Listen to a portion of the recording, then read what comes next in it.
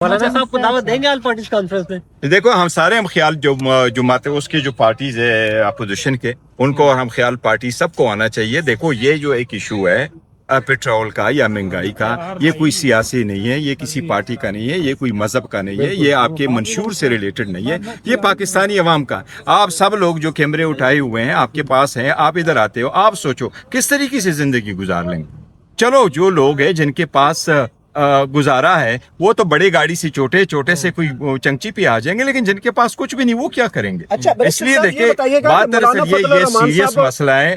ہم نہیں چاہتے ہیں کہ بالکل اکانومی پاکستان کی خراب ہو جائے، لیکن اکانومی ہوتی ہے عوام کے لیے. تو عوام کی جو ہے زیادہ تر دیکھو آلریڈی 42% لوگ غربت کے لکیر کے نیچے زندگی گزار رہے ہیں. اکانومی بہت افیکٹ ہو گئی ہے، وار بھی شروع ہے، علاقے کے خطے کی جو صورتحال ہے. تو ہم پاکستان کی سینسٹیوٹی کو بھی جانتے ہیں اور نہیں چاہتے کسی صورت کے ارسپانسبل کوئی پارٹی یا کوئی گروپ جو ہے یا کوئی لوگ وہ ارسپانسبل کوئی ایکشن کرے. لیکن اس کا مطلب یہ نہیں ہے کہ ہم اس کو جانے دے. دیکھو امپورٹنٹ ایشو ہے اور اس پہ ہونے چاہیے تاکہ حکومت کو احساس ہم دلا سکے کہ جو مہنگائی میں جو اضافہ آپ نے کیا ہے یہ بہت زیادہ ہے، یہ ڈسپروپورشنیٹ ہے. میں نے اس لیے آپ کو مثال دی کہ دنیا میں تو صرف اس جنگ سے ہمارے ہاں تو نہیں ہوا ہے، جنگ کی پرائس میں سے 90 ممالک افیکٹ ہو چکے ہیں اور 90 ممالک نے رد و بدل کیا ہے.